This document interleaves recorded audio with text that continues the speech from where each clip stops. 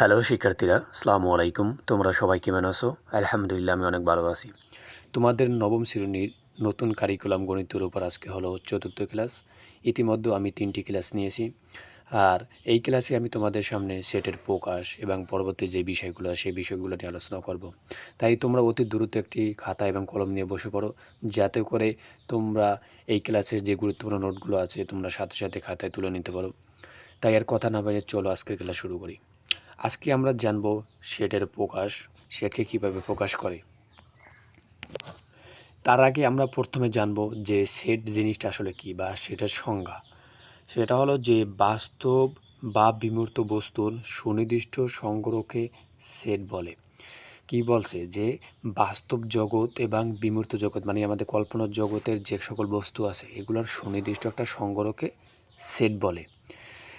যেমন বাস্তবের ক্ষেত্রে যদি আমরা চিন্তা করি তাহলে আমরা বলতে পারি, যেমন তোমরা পিছনে আমি যে দেখাইছি যে অষ্টম শ্রেণীর বইয়ের সেট, ফুটবল খেলা, ক্রিকেট খেলার সরঞ্জামের সেট, এগুলো হচ্ছে বাস্তব। আর বিমূর্ত হয়েছে কোনগুলো, যে আমরা যদি চিন্তা করি যেমন অষ্টম শ্রেণীর শিক্ষার্থীদের নামের সেট, অষ্টম শ্রেণীর শিক্ষার্থীদের বয়সের সেট, এগুলো হচ্ছে কি বিমূর্ত বস্তু। আর এই বাস্তব এবং বিমূর্ত বস্তুর সুনির্দিষ্ট সংগ্রহকে সেট বলে।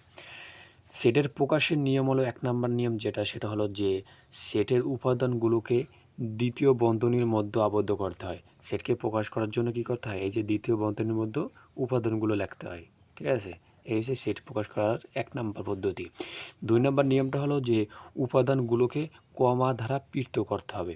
উপাদানগুলোকে কি করতে হবে, যেমন আমরা যদি উপাদানগুলো লিখি, যেমন একটা সেট আছে, এই সেটের ভিতর এ এবং বি আছে, তাহলে কী করতে হবে, কমা দ্বারা উপাদানগুলোকে পৃথক করতে হবে। তাহলে আমরা পাইছি কি, যে সেটের উপাদানগুলোকে দ্বিতীয় বন্ধনীর ভিতরে লিখতে হবে, আর 2 নম্বর হলো যে উপাদানগুলোকে কমা দ্বারা পৃথক করতে হবে। যেমন তোমরা যদি চিন্তা করো যে বাংলাদেশের জাতীয় পতাকার রঙের সেট, এখন বাংলাদেশের জাতীয় পতাকা কী কী রঙ আছে, একটা আছে কি লাল, একটা আছে কি সবুজ, একটা লাল একটা কি সবুজ। এখন এই লাল এবং সবুজ এইটা হচ্ছে কি উপাদান। এখন উপাদানগুলোকে কি করছে, সেকেন্ড ব্র্যাকেট দিয়ে আবদ্ধ করা হয়েছে আর কমা দ্বারা পৃথক করা হয়েছে। এটা হচ্ছে কি সেট প্রকাশের নিয়ম। আশা করি তোমরা বুঝতে পারছো। এখন এখানে একটা কাজ দেওয়া আছে, সেটা হলো যে জোড়াই কাজ। কাজটা হলো যে তোমার ক নম্বরে দিছে যে অষ্টম শ্রেণীর বিশেষ সময়ের বইয়ের সেট, মানে কি অষ্টম শ্রেণীর যে যতগুলো বিষয় আসে এই বিষয়গুলো নিয়ে একটা সেট তোমার তৈরি করতে হবে, যেটা আমি পিছনের ক্লাসে বলে দিয়েছি। সেটা বের করার নিয়মটা কি একটা বলে দিই আমি, সেটা হলো যে তোমরা কী করবে, একটা সেকেন্ড ব্র্যাকেট দেবা, তার ভিতরে তোমার বই যতগুলো আছে তার নামগুলো লাগবে আর কমা দ্বারা পৃথক করে দেবা। ঠিক আছে, সেকেন্ড ব্র্যাকেট লেখা, তারপর সেই বইয়ের নামগুলো লিখে তারপর কমা দ্বারা পৃথক করবা, তাহলেই তোমাদের অষ্টম শ্রেণীর বিশেষ সময়ের বইয়ের সেট প্রকাশ হয়ে যাবে। আবার তোমার রং পেন্সিলের রঙের সেট সেম একই, আবার ছবিতে দেওয়া কির খেলার সরঞ্জামের সেট সেম একই। তোমরা কী করবা, সেকেন্ড ব্র্যাকেট লেখা, তার ভিতরে কির খেলার যত সরঞ্জাম আছে এগুলো লেখা পৃথক কমা দ্বারা পৃথক করবা, তাহলেই তোমাদের কী হয়ে যাবে, সেটা প্রকাশ হয়ে যাবে। আশা করি তোমরা এটা পারবে। আর এটা তোমরা খাতায় তুলে রাখো, তোমরা এটা তোমাদের হোমওয়ার্ক। ঠিক আছে, এখন আমরা জানবো সেট লেখার পদ্ধতি। সেট কিভাবে লেখে সেইটার পদ্ধতিটা আমরা জানবো।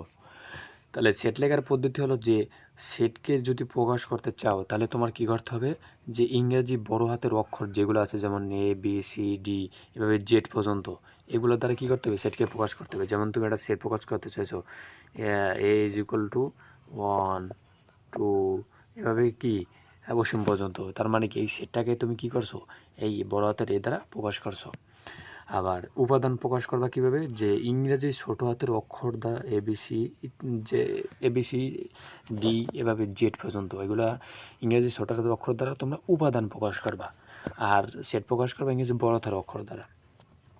যেমন আমরা যদি চিন্তা করি, একটা সেট আছে যার উপাদান সংখ্যা কি এ বি সি, ঠিক আছে, এগুলো কি সব ইংরেজি ছোট হাতের অক্ষর। এভাবে তোমরা সংখ্যা দিয়েও করতে পারো, সেটার প্রশ্ন। আর তোমার বি একটা সেট দেওয়া আছে, যেমন এ বি এনে যার উপাদান হয়েছে কি এ ও বি। এখন সেটের উপাদান প্রকাশের চিহ্ন হয়েছে কি এপসাইলন, এই চিহ্নটাকে কি বলে, এপসাইলন মানে কি উপাদান। তাহলে বি এপসাইলন এ দিলে তার মানে কি এ এপসাইলন বি মানে কি এ হয়েছে বি এর সদস্য। এখন খেয়াল করো, এখন এইটার ব্যাখ্যাটা আমরা জানবো যে এ এপসাইলন বি এর অর্থ হলো যে এ হচ্ছে বি সেটের একটি উপাদান এ বিলংস টু বি, এটাকে বলে কি এ বিলংস টু বি। যেমন আমরা যদি চিন্তা করি এই জায়গায় এ সেটের উপাদান কি এ, মানে সরি বি সেটের উপাদান হচ্ছে কি এ এবং বি। তাহলে আমরা যদি লিখি এ এপসাইলন বি, তার মানে কি এ বি এর কি সদস্য, আবার বি এপসাইলন বি মানে কি বি বি এর সদস্য। তাহলে সেই কথাটাই এই জায়গায় লেখা হয়েছে। এখন যদি আমরা লিখি সি এপসাইলন বি, তাহলে কিন্তু এটা হইবে না। কি জন্য হইবে না? যে সি বি এর সদস্য না, সেজন্য লিখতে হবে কি সি এপসাইলন নট বি। এর অর্থ হয়েছে সি বি সেটের উপাদান হয়েছে। ইংরেজিতে এটাকে লেখে she does not belongs to be. আশা করি তোমরা বুঝতে পারছো। এখন এই বিষয়টা তোমরা খাতা তুলে নেবা, সেটা হলো যে সেটের প্রত্যেক বস্তুকে বলা হয় সেটের উপাদান। তোমাকে যদি প্রশ্নে বলা হয় যে সেটের উপাদান কাকে বলে, বা তোমাদের ম্যাথের ক্ষেত্রে বা অনেক ক্ষেত্রে লাগে, তাহলে সেক্ষেত্রে তোমরা বলবা কি যে সেটের প্রত্যেক বস্তুকে বলা হয় সেটের উপাদান। এখন এখানে একটা একক কাজ দিয়েছে, সেটা হলো যে 210-এর মৌলিক উৎপাদক সমূহের সেট তৈরি করে নিচের খালি ঘর লেখো।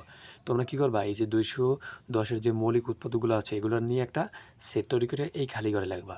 তাহলে দেখো, তাহলে এটা তোমরা কীভাবে বের করবা, সেটা বের করার নিয়ম হলো যে তোমরা প্রথমে 210-এর যে উৎপাদকগুলো আছে এগুলো বের করবা। বের করার পর এই উৎপাদকগুলোর মধ্যে যেই সকল আছে মৌলিক সংখ্যা তাদের নিয়ে একটা সেট তৈরি করবা। তাহলে তোমাদের 210-এর মৌলিক উৎপাদকের সেট তৈরি করা হবে। তাহলে চলো দেখি কিভাবে করবে। প্রথমে কি করবা, তোমরা এভাবেই করবা। লেখার পর কি করবা, প্রথম অন দিয়ে কি করবা 210-এর ভাগ দেবা। ভাগ দিলে তোমরা যেটা পাবা সেটা এই ওয়ানের সাথে গুণাকারে লিখবা। তাহলে ওয়ান দিয়া আমরা যদি 210-এর ভাগ দিই তাহলে পাই কত 210, সেটা আমরা ওয়ানের সাথে গুণাকার লিখছি। আবার 2 দিয়ে ভাগ দিলে পাওয়া যায় কত 105। এই 105-এর কী করবা 2-এর সাথে গুণাকারে লিখবা। আবার 3 দিয়ে ভাগ দিলে পাওয়া যায় কি 70, এই 70টা 3-এর সাথে গুণাকারে লিখবা। আবার 5 দিয়ে ভাগ দিলে পাওয়া যায় কত 42, 42টা 3-এর 5-এর সাথে গুণাকারে লিখবা। 6 দিয়ে ভাগ দিলে পাওয়া যায় 35, সেটা 6-এর সাথে গুণাকারে লিখবা। 7 দিয়ে ভাগ দিলে পাওয়া যায় 30, সেটা কি করবা 7-এর সাথে গুণাকারে লিখবা। আবার 10 দিয়ে ভাগ দিলে পাওয়া যায় 21, সেটা 10-এর সাথে গুণাকারে লিখবা। আবার 14 দিয়ে ভাগ দিলে পাওয়া যায় 15, সেটা 14-এর সাথে গুণাকারে লিখবা। এভাবে যত পর্যন্ত যায়, তাই এভাবে আমরা দেখছি যে 14-এর উপরে আর যায় না। কি জন্য 14-এর উপরে গেলে তাহলে আমাদের মান বের হয় না, ঠিক আছে। তাহলে 210-এর এখন খেয়াল করো, এর ভিতরে আমাদের মৌলিক উৎপাদকগুলো আছে কোনটা, যেমন 2, 3, 5, 7, এগুলো কি মৌলিক উৎপাদক। তাহলে সেই জন্য রাখতে হবে কি 210-এর মৌলিক উৎপাদক সমূহের সেট ইজিক্যাল টু 2, 3, 5, 7। এই হচ্ছে কি 210-এর মৌলিক উৎপাদকের সেট। আশা করি কীভাবে বের করে সেটা বুঝতে পারছো। এখন আটা একক কাজ হলো, সেটা হলো যে এক্স একটা সেট দেওয়া আছে যার উপাদান 5, 7, 9, 11, 13। এখন এই সেটটা দেওয়া আছে। এখন তোমাকে নিচে বলছে যে নিচের ফাঁকা ঘরে এপসাইলন অথবা এপসাইলন নট লেখো। তার মানে কি এপসাইলন মানে কি উপাদান প্রকাশ, আর এপসাইলন নট মানে কি যে উপাদান নয়। তাহলে খেয়াল করো এনে লেখছে কি 9 খালিঘর এক্স, তার মানে কি 9 কি এক্সের সদস্য। যদি 9 এক্সের সদস্য হয় তাহলে তোমার লিখতে হবে কি এপসাইলন, ঠিক আছে। আর যদি সদস্য না হয় তাহলে লিখতে হবে কি এপসাইলন নট। এভাবে প্রত্যেকটার ক্ষেত্রে। তাহলে চলো আমরা দেখি এটা কিভাবে বের করে। এটা বের করার নিয়ম হচ্ছে যে তোমার এই 9টা কি এই এক্স সেটের ভিতর আছে। 9 যদি এক্স সেটের ভিতর থাকে তাহলে হবে কি এপসাইলন। তাহলে আমরা দেখতেছি যে এই 9টা এক্স সেটের ভিতর আছে, তাহলে হবে কি এপসাইলন 9 এপসাইলন এক্স। আবার 10 এই সেটার ক্ষেত্রে যদি চিন্তা করি, এই 10 কি এক্সের ভিতরে আছে, এই 10 কি এক্সের ভিতরে আছে না, নাই। তাহলে লিখব কি 10 এপসাইলন নট এক্স। আবার 3-এর ক্ষেত্রে 3 কি এইটার ভিতরে আছে, 3 কি এই সেটের ভিতরে আছে, নাই। তাহলে লিখতে হবে কি 3 এপসাইলন নট এক্স। আবার 13 এইটার ভিতরে আছে, এই 13 কি আছে এইটার ভিতরে আছে, তার মানে কি 13 এপসাইলন এক্স। এটা হচ্ছে কি যে আমরা কিভাবে সেটের উপাদানগুলোকে আমরা চিহ্নিত করব। আশা করি তোমরা বুঝতে পারছো। এখন আমরা জানবো সেট প্রকাশের পদ্ধতি। সেট প্রকাশ মানে সেটকে কয় পদ্ধতিতে প্রকাশ করা হয় বা সেই সম্পর্কে আমরা জানবো। সেট প্রকাশের পদ্ধতি হচ্ছে দুইটা, একটা হচ্ছে তালিকা পদ্ধতি যাকে ইংরেজিতে বলে রোস্টার মেথড বা টেবুলার মেথড, আর 2 নম্বর হলো সেট গঠন পদ্ধতি যাকে ইংরেজিতে বলে সেট বুলার মেথড। আশা করি এখন আমরা সামনে এটা বিস্তারিত জানব। তাহলে চলো তালিকা পদ্ধতি, যাকে নিতে পারে রোস্টার মেথড বা টেবুলার মেথড আসলে কি। সেটা হলো যে পদ্ধতিতে সেটের সবগুলো উপাদান সুনির্দিষ্ট, এই বিষয়টা খুবই গুরুত্বপূর্ণ, যে পদ্ধতিতে সেটের সবগুলো উপাদান সুনির্দিষ্টভাবে উল্লেখ করে দ্বিতীয় বন্ধনীর মধ্যে আবদ্ধ করা হয় তাকে বলে কি তালিকা পদ্ধতি। যেই পদ্ধতিতে কী করবে, সেটের উপাদানগুলো সুনির্দিষ্টভাবে একটা নির্দিষ্টভাবে উল্লেখ করে দ্বিতীয় বন্ধনীর মধ্যে আবদ্ধ করা হয় তাকে তালিকা পদ্ধতি বলে। যেমন একটা সেট দেওয়া আছে যার উপাদান হয়েছে 1 2 3, তার মানে কি এখানে আমরা এর দিকে তাকালে বলতে পারি যে এটা হয়েছে কি স্বাভাবিক সংখ্যার একটা সেট। আবার বি সেটের দিকে তাকালে আমরা দেখতে পাই যেমন এটা হয়েছে কি শূন্য, শূন্যর ডান দিকে হয়েছে ধনাত্মক সংখ্যা এবং বাম দিকে হয়েছে কি ঋণাত্মক সংখ্যা, ডান দিকে কি ধনাত্মক সংখ্যা এবং বাম দিকে হয়েছে কি ঋণাত্মক সংখ্যা। তার মানে কেন বলতে এটা পূর্ণ সংখ্যার সেট। আবার পি একটা সেটের ক্ষেত্রে আমরা দেখতে পারি 2 3 5 7 11, এগুলো কি মৌলিক সংখ্যার সেট। তার মানে এখানে সুনির্দিষ্টভাবে উল্লেখ করে দিয়েছে, যার কারণে আমরা তাকালেই আমরা বুঝতে পারি যে এটা কোন পদ্ধতি। আশা করি তোমরা বুঝতে পারছো। এখন আমরা জানবো সেট গঠন পদ্ধতি, যাকে ইংরেজিতে বলে সেট বোল্ডার মেথড। যে পদ্ধতিতে সেটের সবগুলো উপাদান সুনির্দিষ্টভাবে উল্লেখ না করে শর্ত সাপেক্ষে শর্ত সাপেক্ষে দ্বিতীয় বন্ধনীর মধ্যে আবদ্ধ করা হয় তাকে সেট গঠন পদ্ধতি বলে। তার মানে কি সেটা হলো যে পদ্ধতিতে সেটের সবগুলো উপাদান সুনির্দিষ্টভাবে উল্লেখ করে দেবে না, কিন্তু কিছু শর্ত দেওয়া থাকবে, এই শর্ত সাপেক্ষে দ্বিতীয় বন্ধনীর মধ্যে শর্তটা দিয়ে দেবে, তাহলে এই পদ্ধতিকে বলে কি সেট গঠন পদ্ধতি। আর আমরা তালিকা পদ্ধতিতে পাইছি কি যে পদ্ধতিতে সুনির্দিষ্টভাবে উল্লেখ করে দেবে, তার মানে কি তালিকা পদ্ধতির বিপরীত হলো সেট গঠন পদ্ধতি। তাহলে চলো দেখি একটা সেট দেওয়া আছে যেখানে বলা হয়েছে এক্স জেনো এক্স, এই চিহ্নটার নাম হয়েছে কি, এই চিহ্নটার নাম হয়েছে কি সাজ দ্যাট বা বাংলায় কি জেনো। তাহলে এই সেটের উপর একটা সেট আছে যার শর্ত কি যে x such that x, x যেন এক্স স্বাভাবিক বীজোড় সংখ্যা। তার মানে কি এখানে তোমাকে এক্সটা হবে কি স্বাভাবিক বীজোড় সংখ্যা। এখন স্বাভাবিক বীজোড় সংখ্যা কি সেটা তোমাকে বের করতে হবে, শর্ত দিয়ে দিছে, ঠিক আছে। তার মানে এটা তাহলে সেট গঠন পদ্ধতি। আবার বি একটা সেট দেওয়া আছে যার শর্ত কি এক্স যেন এক্স মৌলিক সংখ্যা এবং এক্সের মান হবে কি 13 থেকে ছোট। তার মানে কি এখানে শর্ত দিচ্ছে কি যে এক্স যেই সেটটা হবে সেই সেটটার উপাদান সংখ্যা হবে কি মৌলিক সংখ্যা এবং 13 থেকে ছোট হইতে হবে, যেটা তোমাকে বের করতে হবে। তার মানে কি এটা সেট গঠন পদ্ধতি। আর পি একটা সেট আছে যার শর্ত কি এক্স যেন এক্স পূর্ণ সংখ্যা এবং এক্স স্কোয়ার লেস দ্যান 36। তার মানে কি এক্স যেই উপাদানগুলো হবে সেটা হইতে হবে কি পূর্ণ সংখ্যা হইতে হবে এবং সেটার বর্গগুলো হতে হবে কি 36 থেকে ছোট। তার মানে কি এটা সেট গঠন পদ্ধতি। আশা করি তোমরা তালিকা পদ্ধতি এবং সেট গঠন পদ্ধতি কি সেটা বুঝতে পারছো। এখন এই জায়গায় একটা এক্সাম্পল দেওয়া আছে, সেটা হলো যে একটা সেট দেওয়া আছে যার উপাদান 0 3 6 9 12 15, এটাকে সেট গঠন পদ্ধতিতে প্রকাশ করতে হবে, কিন্তু এটা তালিকা পদ্ধতিতে দেওয়া আছে। তাহলে সমাধান কিভাবে আমরা সমাধান করবো, সেটা হলো যে লিখতে হবে যে এখানে এ সেটের প্রত্যেকটি উপাদান পূর্ণ সংখ্যা, এখানে প্রত্যেকটি এ সেটের যে প্রত্যেকটি উপাদান আছে সব কি পূর্ণ সংখ্যা এবং শূন্যর চেয়ে ছোট নয়, শূন্যর চেয়ে কি ছোট নয় এবং 15 চেয়েও বড় নয় এবং 3-এর কি গুণিতক। এখানে কটা শর্ত, এখানে শর্ত হয়েছে কটা, প্রথম শর্ত হলো যে এগুলো সব পূর্ণ সংখ্যা, 2 নম্বর হচ্ছে 0 থেকে ছোট নয় আবার 15 থেকেও বড় নয়, আর একটা শর্ত কি যে 3-এর গুণিতক। তাহলে এটাকে আমরা কীভাবে প্রকাশ করবো, সেটা প্রকাশ করার নিয়ম হচ্ছে কি এ সেটটা এ লেখার পর এই সেটটার এই সেটটা, ঠিক আছে, এ লেখার পর কী করতে হবে সমান চিহ্ন দিতে হবে, দেওয়ার পর সেকেন্ড ব্র্যাকেট লেখা এক্স যেন এক্স লেখার পর কমা দিতে হবে। তারপর তোমার প্রথম শর্ত কি পূর্ণ সংখ্যা আর দ্বিতীয় শর্ত কি 3-এর গুণিতক, এইটা লিখতে হবে। এবং সর্বশেষ যে শর্তটা সেটা হলো যে 0 থেকে বড় নয় বা 0-এর সমান। আবার এই যে এক্সটা হবে কি 0 থেকে বড় নয়, সেজন্য কি হবে এই চিহ্নটা দেওয়া হয়েছে 0 থেকে বড় নয় বা সমান, এবং 15 থেকে কি ছোট নয় বা সমান, সেজন্য দেওয়া হয়েছে কি এই চিহ্নটা, ঠিক আছে। এই হচ্ছে কি এই সেটটা, এই সেটটাকে প্রকাশ করার পদ্ধতি। পরবর্তী যে দ্বিতীয় এক্সাম্পল সেটা হলো যে বি একটা সেট দেওয়া আছে যার শর্ত হয়েছে কি এক্স যেন এক্স পূর্ণ সংখ্যা এবং x square less than or equal, এই চিহ্নটাকে বলে কি এই চিহ্নটাকে বলে কি লেস দ্যান ইকুয়াল। যদি এভাবে থাকে তাহলে হবে কি লেস দ্যান, আর যদি নিচের টাইপের থাকতে তাহলে হবে কি লেস দ্যান অর ইকুয়াল।